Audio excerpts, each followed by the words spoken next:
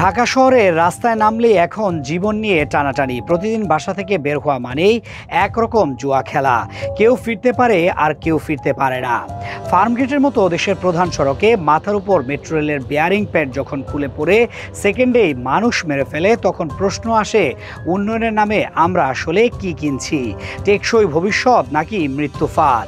এই দেশের মানুষ ট্যাক্স দেয়, ঘাম ও রক্তে রোজগার করা টাকা সরকারকে দেয় এই ভরসায় যে তা তাদের নিরাপত্তা, উন্নয়ন, ভবিষ্যতের সুরক্ষায় ব্যয় হবে।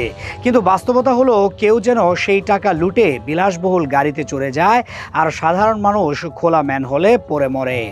এদেশে সাধারণ মানুষের জীবনে আসলে কোনো মূল্য নেই।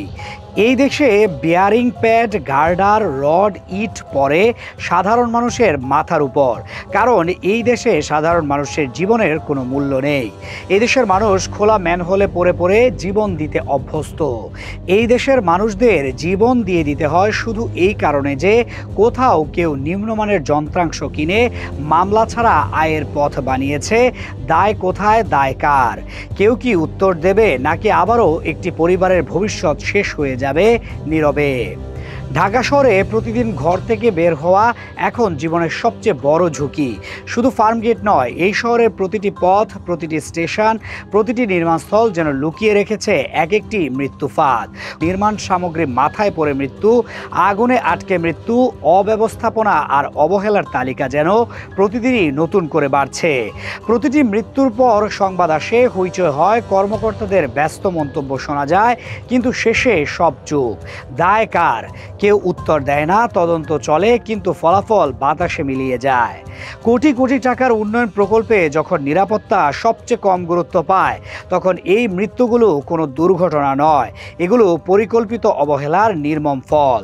একজন স্বামীকে হারিয়ে দুটি সন্তানকে কোলে নিয়ে অসহায় হয়ে পড়ে আছেন অনেক স্ত্রী। তাদের চোখের জল কারা মুছবে?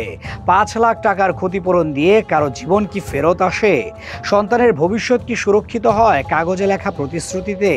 যে মানুষটা প্রতিদিন খেটে খাওয়া টাকা দিয়ে ট্যাক্স দিত, সেই টাকাতেই যখন কিনে আনা হয় ভাঙাচোরা যন্ত্রাংশ, তখন সেটা শুধু দুর্নীতি নয়, মানবতার বিরুদ্ধে অপরাধ। কিন্তু তবুও আমরা দেখি দায় এড়ানোর প্রতিযোগিতা।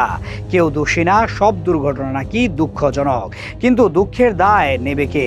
প্রতিটি মেগা প্রজেক্টের সাথে জুড়ে থাকে গর্বের বর্ণনা, কাটাফিতার উৎসব, বিজ্ঞাপনের হাজারো স্লোগান।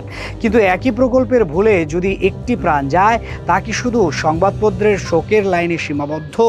যে দেশ ডিজিটাল নিরাপত্তায় কোটি কোটি টাকা ব্যয় করতে পারে, সেই দেশ কি নাগরিকের মাথার উপর ঝুলে থাকা লোহার টুকরো ঠিকমতো বেঁধে রাখতে পারে না? যদি পারে, তাহলে কেন এমন ঘটনা বারবার ঘটছে? আর যদি না পারে, তাহলে উন্নয়নের নামে এই ছল চাতুরি কেন? এখনই সময় দাঁড়িয়ে প্রশ্ন তোলার। নাগরিকের নিরাপত্তার দায়িত্ব কে নেবে? সরকারের প্রতিটি প্রকল্পে জবাবদিহি কোথায়? দুর্ঘটনার পর ক্ষতিপূরণের কথা বললেই কি সব দায় শেষ? যারা অবহেলা করে জীবন কেড়ে নেয়, তাদের কঠোর শাস্তি নিশ্চিত না করলে এই মৃত্যুর সারি থামবে না। মানুষের জীবন কোনো সংখ্যা মাত্র নয়, প্রতিটি প্রাণী অমূল্য, রাষ্ট্রকে সেটি বোঝাতেই হবে। এদেশের মানুষের চাওয়া খুব কম, নিরাপদ রাস্তা, মানসম্পন্ন নির্মাণ, দায়িত্বশীল ব্যবস্থাপনা। কিন্তু যদি এই ন্যূনতম চাহিদাও পূরণ না হয়, তবে আমরা উন্নয়ন নয়, মৃত্যুর দিকে এগিয়ে যাচ্ছি। আজ যদি আমরা চুপ থাকি, কাল হয়তো সেই তালিকায় থাকবে আপনার কিংবা আমার কোনো প্রিয় মুখ।